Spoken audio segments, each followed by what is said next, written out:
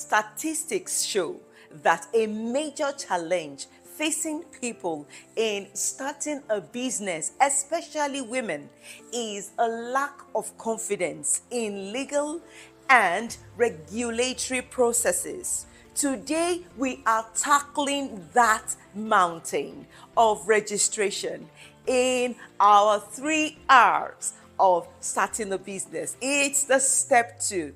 In the event that you missed the step 1, you can catch that still on this channel in this episode. Let's get started. Scope of business activities is one of the first things you need to consider at the point of registering your business. Would you be needing a brick and mortar store or an office where clients can come and meet you? You need to consider all these things before you register. Is your business going to be online? And would you be needing shipping? Do you need to ship products or ship supplies or things that you need to create the products that you want to sell to your clients, to your customers? You need to consider all these things before you register. So what will be the shipping cost, and will you be needing shipping or not? Another thing that you need to consider under registration is the cost of registration itself and the cost of setting up your business. What is it going to cost you? It takes wisdom. It's a matter of wisdom to think ahead and plan ahead. You don't want to start before you realize you're running short on money, or you didn't know some of the aspects that you would need to pay for and things like that.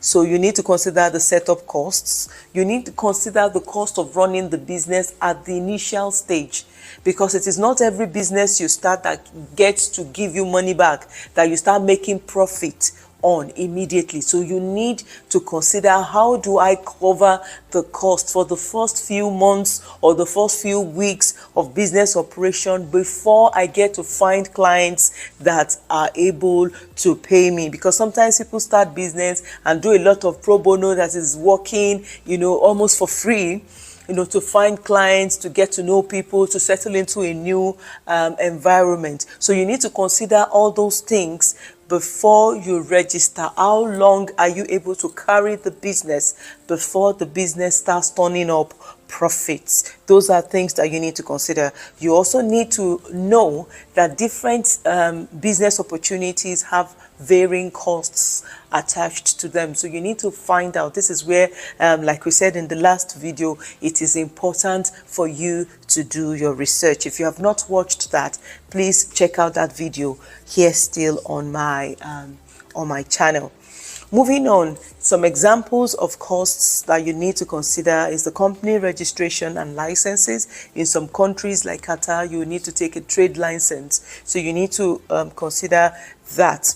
Then the cost of building a website. Would you be needing one at the beginning, or is it okay to start and then build your website when you have met clients and things like that? You need to consider your website. And in the world we're living in now, for you to have a global reach, you may want to consider building a website. You could just keep it as minimal as possible, especially at the beginning. You also need to consider the cost of branding, the cost of creating your own logo, the cost of, putting your best self out there, looking the part.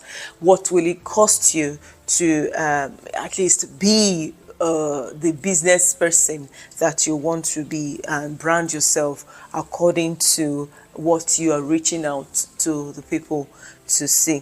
You also need to consider the cost of marketing. How much will it cost you to, and how long also are you going to be marketing for, especially at the onset? And of course, marketing is something that is well spread out through the entire life of any business, because with growth you need to meet more people, get to have more clients, take more market share and things like that. So marketing, you need to consider that. But the marketing here right now is the marketing of starting the business. So how much is that going to cost you? You need to consider that. And then finally, you need to consider the peculiarities of the place where you want to register your business. For example, here in Qatar, you need to consider something like Ramadan timing. If I submit the application now, when do I want to start having, when do I want to start the business, when do I want to start meeting clients. If you submit around Ramadan timing, you could also, that could take a bit of time, because the offices are not working fully during that season, during that holy season. So you need to consider the environment you are. What are the peculiarities of that?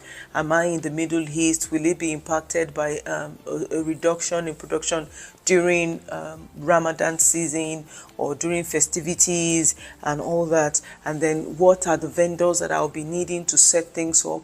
What are the holidays, seasons, festivities that could impact their effectiveness or how quickly they can turn things over? Those are all things that you need to consider in registering your business. You've got this.